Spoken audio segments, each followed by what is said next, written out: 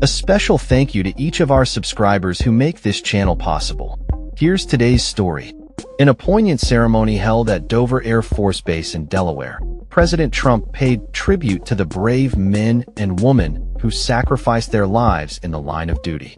On Wednesday, December 17, 2025, the president participated in the dignified transfer of remains for two members of the Iowa National Guard and a civilian interpreter who tragically lost their lives during an ambush in Syria over the weekend.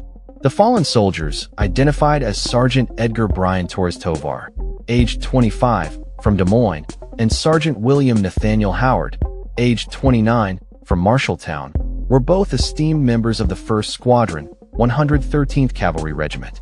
Alongside them, Ayed Mansour Sukkut, a U.S. civilian interpreter, was also killed in the attack attributed to an ISIS gunman. The somber event unfolded on the tarmac as military personnel carried the transfer cases containing the remains from a plane to waiting vehicles. President Trump, joined by Defense Secretary Pete Hegseth and other top military officials, stood in salute, reflecting the gravity of the moment. Iowa Senators Joni Ernst, Chuck Grassley, and Delaware Senator Chris Coons were also present to honor the fallen heroes.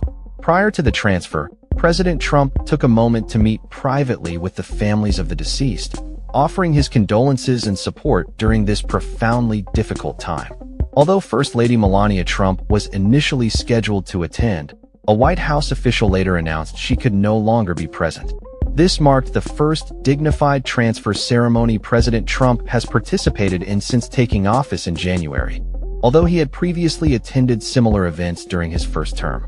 The dignified transfer at Dover Air Force Base serves as a solemn acknowledgement of the ultimate sacrifice made by service members in defense of their country.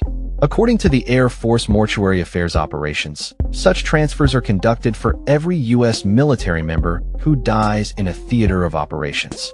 The ceremony is characterized not as a formal event, but rather as a respectful movement of the transfer cases by military personnel from the fallen service members' respective branch. In a related context, White House Press Secretary Caroline Leavitt voiced strong criticism of the Biden administration during a Fox News appearance, attributing the tragic events leading to the deaths of the service members to what she termed a dereliction of duty. She emphasized that President Trump's policies during his first term had effectively dismantled the ISIS caliphate and asserted that the current administration's failures contributed to the recent escalation of violence. Leavitt underscored that the president remains committed to combating ISIS and reaffirmed his administration's stance on ensuring the safety of American service members abroad. As the nation mourns the loss of these brave individuals, President Trump's visit to Dover Air Force Base stands as a reminder of the sacrifices made by those who serve in the armed forces. The ceremony is scheduled to commence at 1:15 p.m. Eastern Time, and the nation watches closely as the president honors the fallen and meets with grieving families. This event is a stark reminder of the realities faced by service members and their families, as well as the ongoing challenges in conflict zones around the world. The loss of Sergeant Torres Tovar, Sergeant Howard, and Mr. Sukkut serves as a somber reflection of the dangers inherent in military service, and the nation expresses its deepest gratitude for their sacrifice. As the dignified transfer takes place, it is an opportunity for the American people to come together in remembrance and honor of those who have given their lives in the service of their country. That's all for this story. We upload videos every day covering many different subjects, so hit that subscribe button to stay informed. Thanks for watching.